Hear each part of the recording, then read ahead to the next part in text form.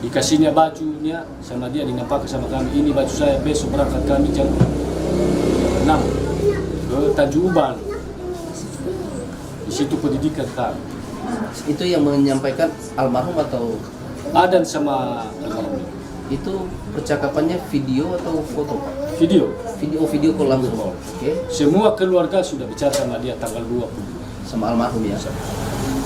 Udah dibota. Almarhum juga mengakui kalau dia masuk pendidikan. Iya, karena udah dikasih baju, udah dibota, semua sepatunya udah dikasih. Pengakuan siada udah masuk pendidikan. Dia jam 6 besok berangkat di Tanjung Uban. Gak bisa lagi main telepon karena disita semua HP.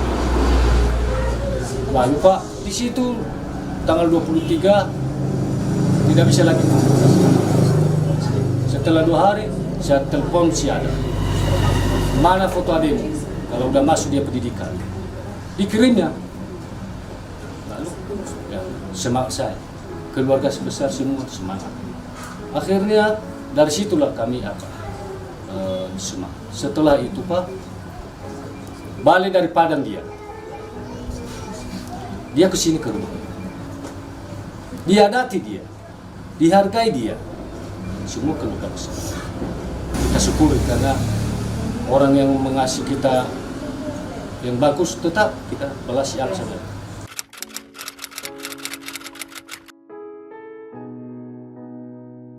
Bulan April diteleponnya kami, burung murai batu, cari Pak 2 sama omku di Padang, dipaksanya aku. Bilang si Pia, dicari itu Pak, karena si Pia yang telepon. Oke, kami cari burung di Umbu Nasi sana, kami cari 2 hari baru dapat. Harganya dari lapangan 14 juta. Setelah itu kami telepon dia, datang dia menjemput burung. Ya, terima kasih dulu banyak ini sama Om di Padang. Habis itu ya persiapan mungkin ada pelatihan adikku bulan 7 nanti. Penetapan dulu, penetapan. Tolong dulu diusahakan uang Pak 25 juta. Penetapan, nggak bisa sanggup. Itu nggak bisa. Nggak ada uang lagi. Belum lagi apa ini, lunas utang, kasang. Iya, biar saya telepon Om. Dia telepon Omnya, dibilangnya 15 juta. Kami usahakan, kami pinjam sama Om. Kerja bangunan, kuli bangunan. Itulah kerja kami. Untuk memperjuangkan anak ini supaya dia sukses. Mulai dari situ, kami tanda-tanda bulan 7. Akhirnya bulan 7 kemarin, pergi dia ke Komisi.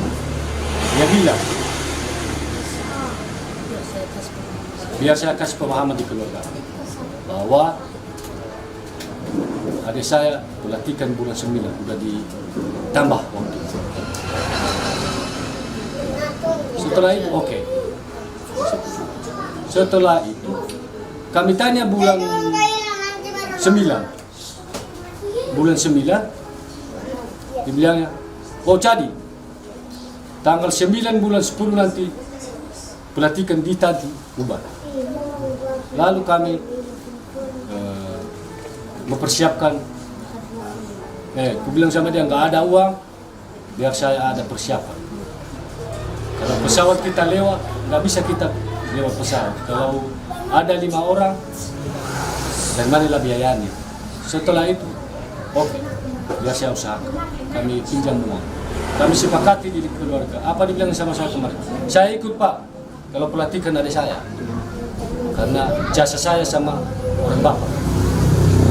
Oke. Sehingga kami putuskan kemarin itu ada 1 orang yang saya ikut di sana, termasuk adik saya. Telepon mereka bicara begitu, oke Pak, Pak Ci, saya siap ke sana. Akhirnya berubah waktu itu, kami kirim dulu kosnya, lalu kami bicarakan, pilih kami 4 orang melalui darat dari Lahusai Danau-Tae menuju Gunung Stoli, Pelabuhan Gunung Stoli, Sibolga, Dumai ke Tanjung Pinang. Akhirnya kami sampai di sana.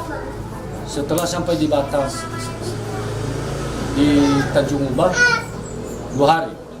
Kami tanya, di mana lokasi pelatihan adik? Waktu Pak aja aku di sana Pak, siap saya ke sana. Udah saya beli tiketnya, saya berangkat di sana. Kami tunggu-tunggu di sana sampai tanggal 9. Kok bisa begini ada? Ya udah tertunda pelatihan adik saya. Kenapa tertunda? Udah dipilih dia menjadi Marnir. Pendidikan dia di Surabaya. Cukup lama waktunya pembunuhannya di tahun 2022 dan baru ketahuan di tahun 2024. Dari kacamata kriminolog ini apa yang perlu disoroti? Sebetulnya dari sisi aktusnya atau tindak pidananya itu sebetulnya tidak menarik lah, tidak ada yang luar biasa. Oke.